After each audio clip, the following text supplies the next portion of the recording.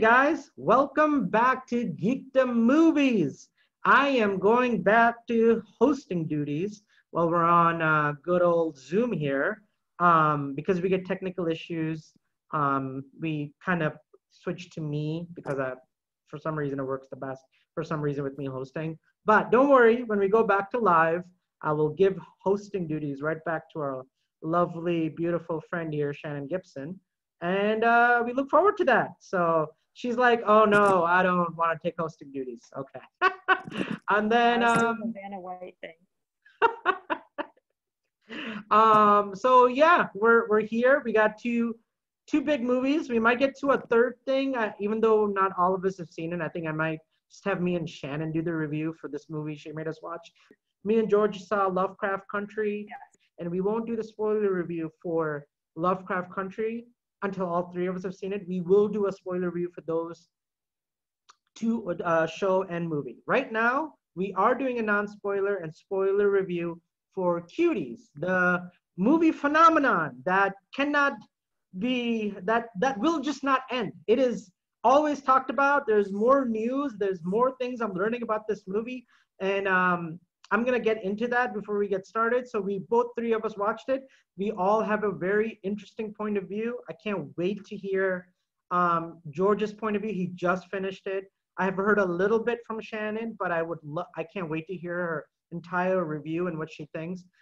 It's just gonna be an exciting time. Just so you guys know, this is not a movie that I don't think I'll recommend. I don't know about George and Shannon, No. but that's my very easy review of Cuties. But I will go into detail about what I did and did not like about it. We're not here to politicize. We don't care if you're Republican or Democrat, Libertarian, communist, whatever. I don't, independent, whatever. As long as you click subscribe, I don't care what you are. Just watch us and click subscribe and go to our Patreon page. So we'll run that down with you guys and explain our ideas and thoughts on the movie and just the movie. I'll do a little bit of background on the movie, but nothing crazy. We're also doing, oh shoot, Umbrella Academy. So all three of us have caught up. Me and George, I think George, you and I finished it like the first week, I think. We were just so excited to watch it, right? Yeah, it was the first week that it came out. Oh my gosh, it was amazing. It was. I do know Shannon liked the first season a lot more than the second season, so we can't wait to hear her inputs on that. So we haven't actually talked any of this in person. We've talked a little bit, like comments here and there, but nothing crazy we're doing right. So let me get started. I have a lot to say, but before we get into the nitty-gritty details of all the controversy and what's going on with Cuties, let me just give you a very simple review, because I do think for those of you who want to watch it, who like seeing indie films, crazy weird French films, controversial films, this might be an interest to you. But to the rest of you who do not care or have ever watched a French movie or care for European films or subtitles like Parasite or whatever, you should probably just, I'm telling you right now, go watch Mulan on Disney Plus. That's what's made for you. And there's nothing wrong with that. Everybody has their preference. I'm not judging you for not skipping on this movie. I'm not judging you because you don't want to watch this movie. Everyone has that right, and everyone has that opinion to not watch this film. So now that that's out of the way, here is my first reaction and review for Cuties, because we have not talked about it for a reason. Cuties is a movie by a female writer and director that mixes fiction and nonfiction of her real life story of what she dealt with as a child, an immigrant, as a brown person. This is her childhood mixed with the pressure of being a girl. So here, I'll start off with the positive first. I think the movie does have a good message, meaning it does talk about child exploitation. It does talk about the things that girls are pressured to do and grow up much faster, and the movie tackles that subject matter. So I appreciate the message. I appreciate the writer and director of this movie who wanted to tell her story. All for that. I also appreciate all the work that went into, even though it's kind of graphic in the things the little girls did, there was a lot of lawyers and protection for these girls so they weren't harmed. So I do appreciate that. So that's all I'm going to say when it comes to just the positiveness of this movie. Now, towards the things I didn't like. So, there is a moment in this movie that'll make you cry. I kid you not. I think I cried for 10 minutes. I had to pause the movie and legitimately cry because of this little African American brown girl and what she had to do on stage. It was a very powerful statement on society and what little girls go through. I really appreciate that. What I did not appreciate right after that scene where I just cried is a girl twerking on stage. That is not something I was looking forward to. So, is it wrong for a director to make film choices on what is art and how she wants to portray a story or a movie? No, it's not. And I don't blame her for being as graphic as it is to what she was trying to say and do. But here's the caveat that we have to fully understand about this movie. Now, I am a professional film historian. I kid you not, I watched the 12-hour documentary on making of Lord of the Rings when I was in ninth grade. And I was highly entertained and I loved watching it. I know more about movies and the history of movies than probably most people because it is my hobby and interest. I have watched the making and history of films from black and white to silence films to color to the racism and sexism that was there in the Wild Wild West American movies to the sexism and racism that existed in Gone with the Wind about the maid who is African American in that movie.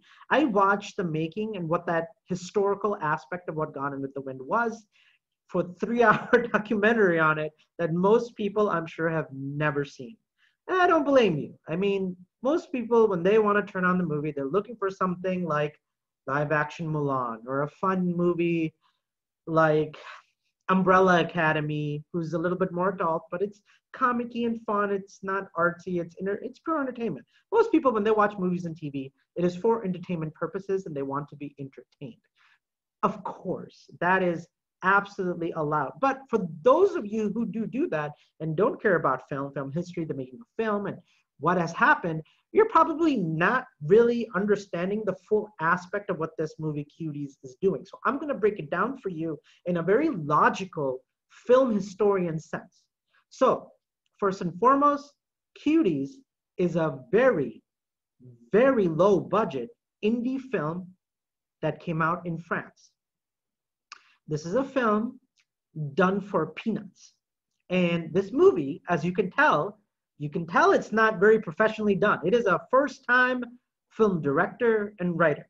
So the part that I want to take like a little bit of a break on with this movie and the director and writer is, if I was making a subject matter of me being a brown person coming to America and I wanted to make a movie about my childhood and I don't fit into the high school, middle school of America being a brown person. I'm not going to be the prom king or queen.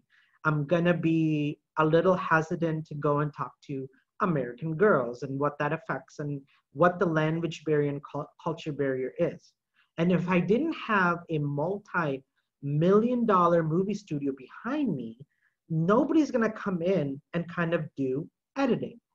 This girl does not have a multi-million-dollar editor.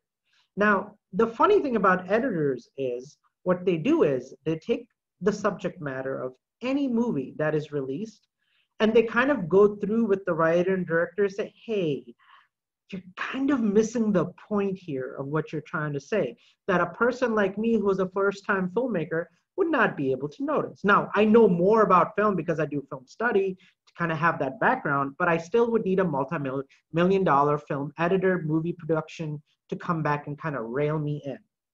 So when this movie was being made, when this movie was being written by this woman and her story and the idea of exploitation, the first thing an editor would do is sit down with this woman and say, hey, that's a really powerful scene right there about her crying and about to perform on stage.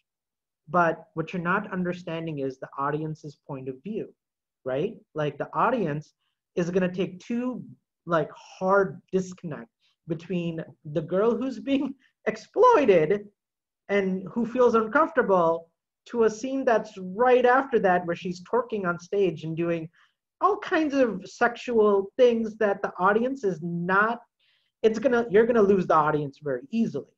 Now, a movie studio can tell you that. A movie editor who's a professional can tell you that. A first-time movie director who's a writer who represented this indie film is not going to not know this, and it's not her fault. A lot of movies go through this process where movies are made, movies are shown, movies are edited, movies are rewritten, movies are reshot. All of that happens before the final product comes out. So you got to have a little bit of a grace when you're watching a movie like this. So I don't blame this wonderful lady. I've heard her speak and talk about the movie. She's a first-time film director. Kind of have to just kind of give her the grace to say, hey, she's not understanding what she's making, but she really wants to tell this story. So that out of the way, it did not work for me in that sense that this movie has two very divisive storytelling elements that a professional film director, writer would not do, right? Right. So here comes Netflix. Now, what is Netflix? Netflix is a multi-billion-dollar company who doesn't believe in marketing. They don't show you ads very much.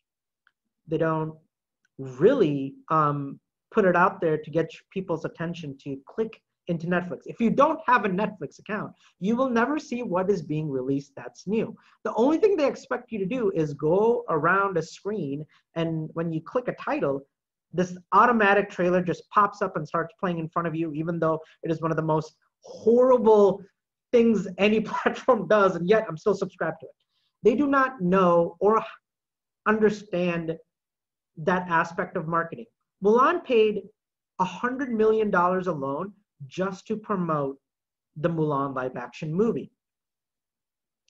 Tenet spent $200 million of marketing, ads, and trailers to get your attention to go see Tenet.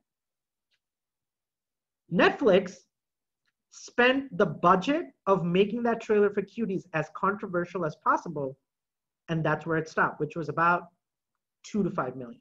So Netflix has pop-up trailers that are controversial, and they have history of doing this. So for example, the number one reason I noticed this was 13 Reasons Why. Netflix's whole plan is to do very simple things, make it as controversial as possible so they get free trailers, free marketing. So when 13 Reasons Why came out, and this was the first time Netflix figuring this algorithm out when they do marketing, it was very controversial. It was a TV show in a lot of people's eyes that said, hey, it's okay to commit suicide for 13 reasons, right? That's what people took it as. And what else happened? Well, a lot of kids did commit suicide after 13 Reasons Why. That actually did happen. What was Netflix's reaction to that? We don't care. We are a multi-billion-dollar company. We are going to make things and shows and whatever you want that we consider as art, and we're not gonna change our writers and directors, and we're gonna continue to do that. The reason they said that is because they noticed that there were more people watching 13 Reasons Why than a big blockbuster movie at the time. Now, they did come out with an apology saying, we are sorry to hear that some kids decided to take their own lives with 13 Reasons Why, but F you at the end of the day, because we got ratings and we got people and we got money coming in, right? We got money coming in, so money matters more than your kids committing suicide, F you. So they made it very clear. They did come out with this public statement, but that public statement said, we're making 4 more crappy seasons of 13 Seasons Why, 13 Reasons Why. I still haven't seen it, so I'm literally just telling you their marketing research history with Netflix that I looked up. Tiger King, another controversial type documentary that hit the button hard when it comes to like controversial stuff. And they're like, you made Tiger King look like the good guy, and you made Karen Baskin the bad guy, and that's not okay. You didn't ask for her permission. You did whatever you wanted, and you told you all a story. It's like, you signed the paper. You said we could record you. We can do whatever the F we want with what you gave us. We don't need your permission. We're Netflix, F off. So is it really that shocking that somebody at Netflix watched this French movie from like 2 years ago that was controversial, walked into the meeting, meeting of the CEOs and the head offices of Netflix and say, hey, you know what we should do? We should make this movie and we should make these trailers and marketing like this because it's free marketing and a lot of people are going to watch it. Well, the writer and director is not comfortable with that. That's not what they were trying to show. Too bad, so sad. You signed the paper. That's what we wanted to make. We're not getting rid of the trailers. We're not getting rid of the materials and what we did with the marketing. It's going to stay exactly the way it is. I did hear that a poster might have been changed, but as far as trailers go, it has not. So what does this tell us about the movie itself? Well, it leaves you in a pretty weird place. So, for example, another part of this whole Netflix issue is that the people who are subscribed to Netflix, the people that are watching Netflix, do not care about controversial stuff. And Netflix has a high bandwidth that they are not meeting with their servers with high demand for their subscription-based viewing. Meaning they're buying more servers and more bandwidth just to keep up with the demand at Netflix. In May 2020, May 24th, Netflix came out and said that because there are so many people who are using low bandwidth or not watching Netflix enough, we are going to cancel your subscription. Because we would rather give our bandwidth and our servers to the people that binge watch Netflix. So if you are not watching enough Netflix, it is better for us to let you go than to keep you. We're actually losing money with you even with a subscription. It costs a lot more to keep that bandwidth and servers up just to keep showing Netflix material. So this was their answer. Oh, you're leaving? Well, guess what? 9 out of 10 people that canceled Netflix after Cuties were barely even watching Netflix. They had the subscription, but they were maybe watching 2 to 4 hours of Netflix a month. Nothing crazy, like very low or not at all. They had a subscription that was there and they could turn it on, but they don't have time to watch TV, which is you gave them what they wanted. You literally gave Netflix exactly what they asked for by telling them we're going to cancel. Now, if the binge-worthy people who binge Netflix, like me, George, and Shannon, they know we're not going anywhere because the next season of, Umbrella Academy, Stranger Things, Lost in Space, or now how I'm going to end things. Oh God, I'm butchering that title every time. I'm thinking of ending things. I'm thinking of ending things. We are the audience who are going to be like, oh, but I'm not going to cancel my Netflix because I have too much other stuff that I need to watch. So the binge-worthy people are not going anywhere. So they don't care what you do. So that is the entire subject matter of what's going on with Cuties. So on my final note, just so that everybody understands, I did not like this movie. I think it needs an editor. I think it needed some serious script changes, scenes taken in or rearranged. What I would have done is, instead of the girl twerking after crying, that emotional 10-minute scene, I would have put the camera on the audience where they had to watch her do this, and they were just hey, this is my stuff. This is what I said. Hey, I have my own review. We can, trade ideas and have interlooping ideas. Can I just say, that's exactly what they actually did in this movie. No, there was twerking, wasn't there? I thought There was twerking. Yes, there was. Okay. Wait, hold up. Okay. So there was. First off, it starts with she pushes a girl into the water. Okay. Right. So that girl can't make it on time. Nearly kills her. Okay. Right. She then goes over there, meets up with the girls. They're like, oh, I guess we got to have you with us to do the dance. And actually, you're better than the other girl was, anyhow. So they go up on stage to do the dance. They do the twerking and everything. There's shots of the audience absolutely horrified, and some people in the audience thinking this is so like great. Oh my gosh, those terrible people. Anyways, so so then after that point, there's like gold confetti falls from her hair, Yeah. and she remembers her dad is getting married to some other woman, and she's missing out on it. So then she just breaks down crying on stage and then leaves, and that's kind of how that works. You make a good point, George. I can't disagree with that. I was just saying that there could be a lot of changes with how scenes were shot and what they could have done to. The message is good. I like the message. I do appreciate the message. The message is lost because they didn't have a good editor that could have helped this woman kind of direct it. I don't want to see little girls twerking. In fact, I have issues with all of it. I have issues, and it's not even just this movie. This movie is a very small representation of toddlers and tiaras, stepmom, and all of the other things that girls feel like they have to do. And one of my friends said it best after he saw this movie. It's like it's unbelievable how many girls watch dads, uncles, older brothers who cheer when a hot cheerleader comes on a screen at a football game or whatever have you. That's a message those little girls. Now, thankfully, my dad and my uncle and my family aren't like that who are cheering cheerleaders. But if they did, I can only imagine what that message would send to little girls.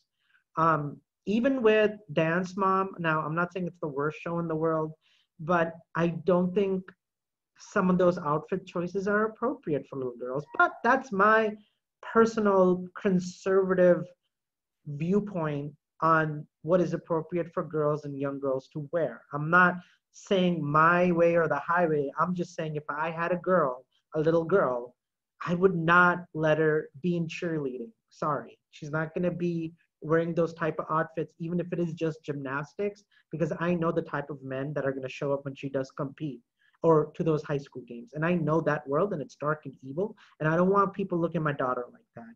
Now, that is my personal conviction and my personal understanding of where that line divides. Now, if you do want to be a parent who thinks that it's okay for your little girl to dress a certain way, sure, but can we at least acknowledge the fact that some of the things this movie was trying to say was exploitation, and it is happening in our culture, not just in France, not just in Europe, not just, it's happening here too. And there is a discussion to be had about that and how fast are girls being raised. So my final note, because I didn't realize the time, and thank you, Shannon, for pointing it out, is this movie has a deep message. I don't agree with the film's choices. I wish Netflix would have done better. I do not recommend this movie. Shannon, on to you. Okay, so I did sit through this movie, and it was really hard to stomach a lot of it. I agree with a lot of what Fahad said. There is a good intention and message behind the movie. And I think one of the things that we're getting lost on watching this through American eyes is that this was made to be seen by European French culture. I lived in Germany for several months. I was a nanny to little kids there. The way that they view nudity and sexuality is completely different than how we view it. Their culture does not conflate nudity with sexuality. So the sight of someone being naked is inherently sexual in America. If we see a little girl on Dance Moms that has a two-piece bathing suit on, in American culture, that's often seen as sexual. Yeah. Whereas in France, that would just be seen as like childhood innocence. So in order to be shocking to a French European culture, this movie had and I don't agree with what they did, but this movie had to push the boundaries a lot farther than if we made this movie for an American audience. So in order to be sexualized, just showing them dancing around in skimpy outfits wouldn't be seen as sexual in that culture where it would in America. But the way that they had these girls dancing was pushed the boundaries way farther than any American audience is comfortable with. And that's why this movie got all kinds of awards in France, and in America, just seeing the poster was enough to make us want to throw up. And the cancellations for Netflix over just seeing the poster have been just crazy to see. I think they said there was an eight times as many people canceled Netflix this month as any other month. And I'm glad, for one, to see that people are not tolerating the sexualization of children. I think that's a good thing. I do think some people should have probably done their research before they canceled the Netflix, because this movie is definitely not supporting Pedophilia. sexualizing Yeah. children at all. It's actually, it does have an opposite message. Yeah. So that was the intention behind it. But Right. hold on. That was the intention behind it, but I don't think they got their point across well, because they are doing the exact thing that they say we shouldn't do. And the Babylon Bee is like a parody news site. It had a really good article basically saying parody. like that's a good article. It's a parody article, and it says activist film makes a movie against shooting puppies by actually shooting puppies. And it's basically making the point, like, it's not okay to do the thing that you're telling us not to do. Like, if you're telling us not to sexualize children, then don't sexualize children. And this movie does sexualize children in a way that, even if it was CGI, they may have used 18-year-old girls in some of the more risque shots. These little girls are 11, 12, 15-year-old kids. They're babies. They're kids. They cannot consent to this. They cannot consent to the rest of their entire lives looking back at this and realizing that creepy old men are going to watch the 10 minutes of the movie where they're dancing around in their underwear and sexualize them. I don't care if it's CGI or not. It still uses their face. It still uses their image. And for the rest of their lives, no matter how well-intentioned this movie is, it's going to be used for evil.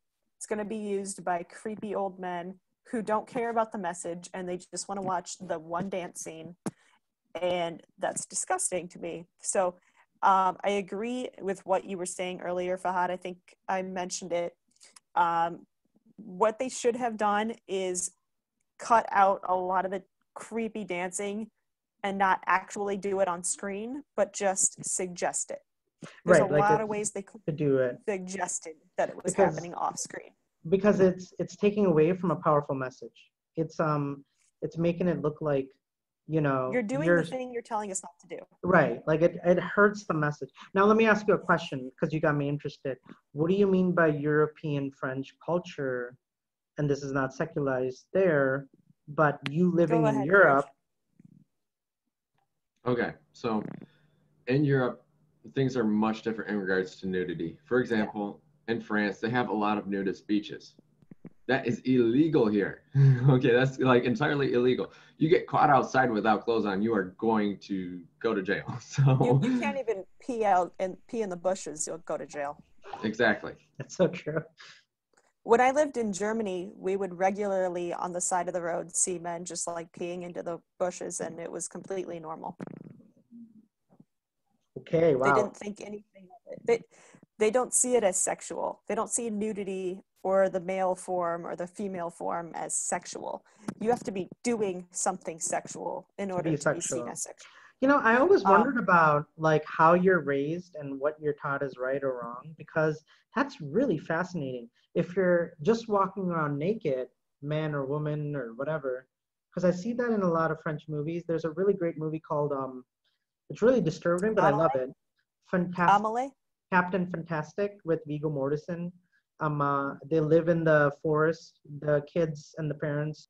Yeah, so the kids were just basically washing they were naked, but the parents were naked and they were washing their kids in What the the river. hell are you watching? It's called Captain What? Fantastic with Viggo Mortensen. It's a story about a group of a family who leaves society, like the city, quits their job, sells their house, their cars, and they build a hut in the middle of the forest. And they live in a closed off, like they would rather live in the wild with animals and you know hunt and gather and live that way, then it is easier, like it's more humane to do it that than to live in society. Now, first it disturbed me because I'm like, why are these parents washing their kids naked? And then it's like, no, they're not sexualizing the kids, they're not hurting the kids, they're No, literally it's just washing the kids. The parents aren't sexualizing the kids while they wash them while they're naked. Fahad, So I also want to say, and then I'm going to throw it over to George to do his review. I coach gymnastics. I coach cheerleading. I've coached 8 to 12-year-old girls. I coached swimming for 10 years.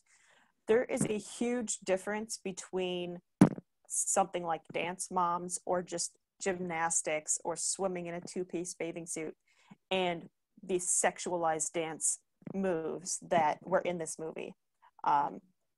There's see, just a that's very big difference between doing the skill because you need to wear those clothes or you can't be flexible enough to do that skill, and dancing suggestively and making the faces that they made and doing the moves that they did. And it's see just a I very clear understand. line.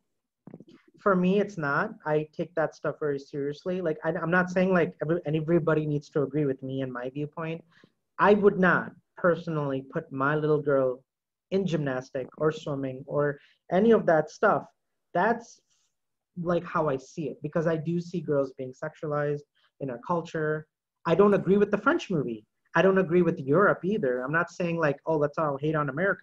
I genuinely do not like it anywhere. But that's It, maybe my there, upbringing and my culture teaching that. there's a big difference between some creeper sees your kid and sexualizes them and then teaching your daughter to be sexual. That's a huge difference. To you. That's disgusting. Because to me, it's not. To me, it's the same. But, everybody has their viewpoint and their Well, understanding of what's sexual and what's not, just like the French and Europe do. That's why I'm not trying to bash the writer and director. I don't understand Europe culture. I don't agree with the European French culture. But I personally would not do that, if that makes sense. yeah, I'm just saying that there's a huge difference in my eyes Right. between the people that you can't help it, they're going to think the way they think, and then teaching your little girl this is how we're supposed to act and it's to attract men, or it's this and this and this. There's a big difference there. Okay, Yeah. George, throwing it over to you. You just finished this movie a few minutes ago. What did you think? All right. So, let me just say, when I first started this movie, I was not looking forward to it because of everything I heard.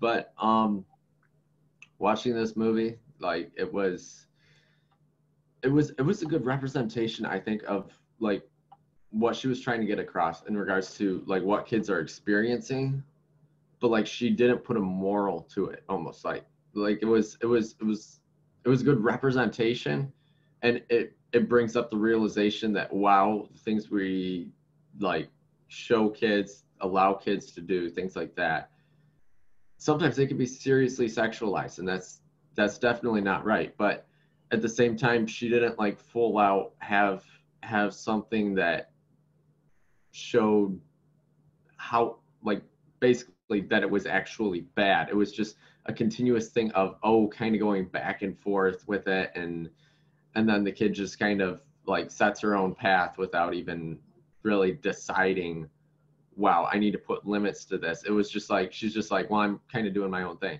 at the end of it.